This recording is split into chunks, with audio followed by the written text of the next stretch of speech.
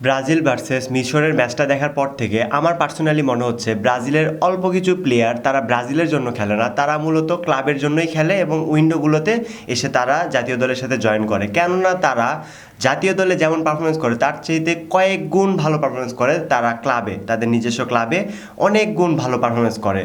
তাদের মধ্যে আজকে আপনাদের পরিচিত কয়েকটা নাম আছে, তার মধ্যেও মানে যে আমার যে আজকে মনে হয়েছে যে যারা ব্রাজিলের জন্য একদমই না, তারা শুধুমাত্র ক্লাবের জন্য, তাদের মধ্যে একটা আছে রাফিনা। রাফিনা ভাই, তুমি কি শুধু বার্সেলোনার হয়েই খেলবা? রাফিনা মানে আজকে এমন কিছু পারফরমেন্স করছে যেইগুলো দেখে আমার একদমই ভালো মনে হয় নাই। আবার মার্কিউনোসের কথা যদি বলি, এত বাজে একটা পাস, মানে সে কি শুধু পিএসজির জন্যই খেলবে? সে ব্রাজিলের জন্য কখনোই খেলবে না। তা মার্কিউনোস মাঝে মাঝে আমরা এমনটা দেখে ফেলি ব্রাজিলের হয়ে যে এত বড় বড় ইন্ডিভিজুয়াল মিস্টেক করে ফেলে, যে ভুল পাসগুলো খেলে, যার কারণে তাদের নিজেরই অনেক বড় বড় ভুলের মাসুল পোহাতে হয়। আরেকটা কথা যদি বলি, ইগোর থিয়াগো আজকে বেশ কয়েকটা ভুল পাস খেলেছে, যে পাসগুলো আমার পার্সোনালি একদমই ভালো মনে হয় নাই। সো ফাইনালি আজকে আমরা চলে আসলাম অনেক দিন পরে কথা বলতে, বিস্তারিত ডিসকাস হবে আর একটু মজাও হবে আশা করি। আর আমি এতদিন ফিভারে আক্রান্ত ছিলাম, যেই কারণে ভিডিও করতে পারি নাই, ভিডিও করার মতো এনার্জিও ছিল না। তো অনেক দিন পরে আসলাম কথা বলতে, চলুন একটু বিস্তারিত আলোচনা করা যাক। প্রথম কথা হলো, বিশ্বকাপের আগে ব্রাজিল প্রস্তুতি ম্যাচ হিসাবে সর্বশেষ ম্যাচটি খেলে ফেললো ইজিপ্টের এগেনস্টে। আর এই ম্যাচে আমরা পেয়েছি কিছু হতাশা এবং কিছু আশার আলো। আশার আলোটা কোথায়? আশার আলো হচ্ছে ভিনিসিয়াস জুনিয়রের যেই গোল করার ক্ষুধা, গোল করার জন্য যে মরিয়া হয়ে আছে এবং অ্যাসিস্ট করার জন্য যে মরিয়া হয়ে আছে, ভিনিসিয়াসের এই জিনিসগুলা ব্রাজিলের জন্য আলটিমেটলি অনেক ভালোভাবে কাজ করবে।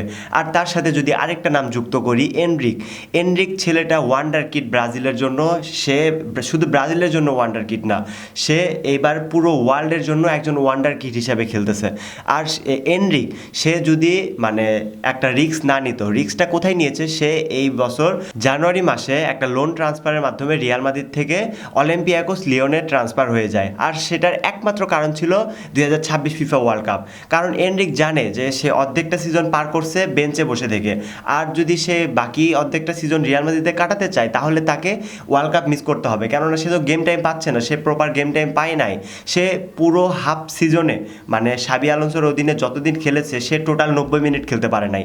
মানে তার এই যে অর্ধেকটা সিজন পার হয়েছে, এই অর্ধেক সিজনে সে 90 মিনিট খেলতে পারে নাই।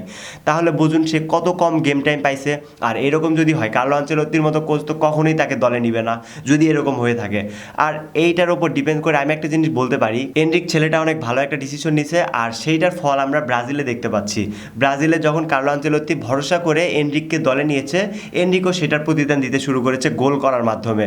এনরিক আজকে মাঠে নেমে যেই সুন্দর পারফরমেন্স করছে আর যেই সুন্দর গোলটা করছে, সেটা এক কথায় অসাধারণ ছিল। আর যার কারণে মানে সে আজকে একটা উইনিং গোল করার সুযোগ পেয়ে যায়, সেটার মাধ্যমে ব্রাজিল 1 গোলে এগিয়ে যায়।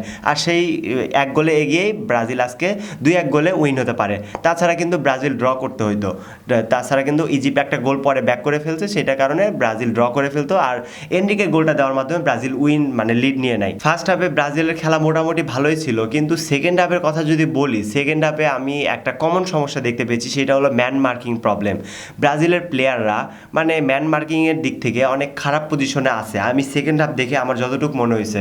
কেননা ম্যান মার্কিং যদি ঠিক মতো করতে না পারেন, তাহলে এই যে তাদের নেক্সট ম্যাচ আছে মরক্কোর এগেনস্টে। মরক্কো কিন্তু খুব ফাস্ট খেলে।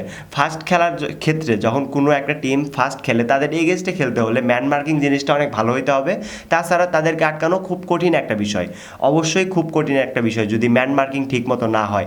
আর এই জায়গায় আমাকে মনে হয়েছে ব্রাজিলের অনেক উন্নতি করতে হবে। আশা করি Carlo Ancelotti and David Ancelotti এই জিনিসগুলো খুব ভালোভাবে লক্ষ্য করেছে, আর সেই জায়গাগুলোতে তারা মানে খুব ভালোভাবে রিপ্লেসমেন্ট নিয়ে আসবে। আরেকটা বড় সমস্যা যেটা, সেটা হলো ক্যাসিমিরোকে নিয়ে।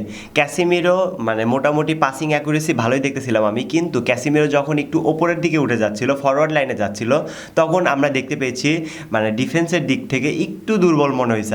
আমার পার্সোনালি মনে হয়েছে এটা, মানে ক্যাসিমিরো যখন ওপরের দিকে উঠে যাচ্ছে তখন ডিফেন্সের দিকে একটু দুর্বল মনে হয়েছে, আবার যখন নিচের দিকে আসতেছে তখন আবার ফরওয়ার্ড লাইন অথবা মিডফিল্ডের দিকে একটু আমার দুর্বল মনে হয়েছে।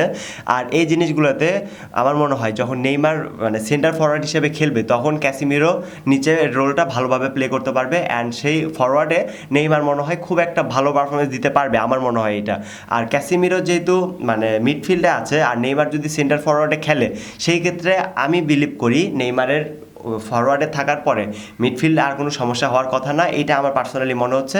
আর বর্তমান পরিস্থিতি অনুযায়ী ব্রাজিলের ম্যান মার্কিং জিনিসটা একটু ভালো করতে হবে। আর যদি ব্রাজিল ম্যান মার্কিং জিনিসটা ভালো করতে না পারে তাহলে মরক্কোর এগেনস্টে তাদেরকে হতাশা নিয়ে ফিরে আসতে হবে।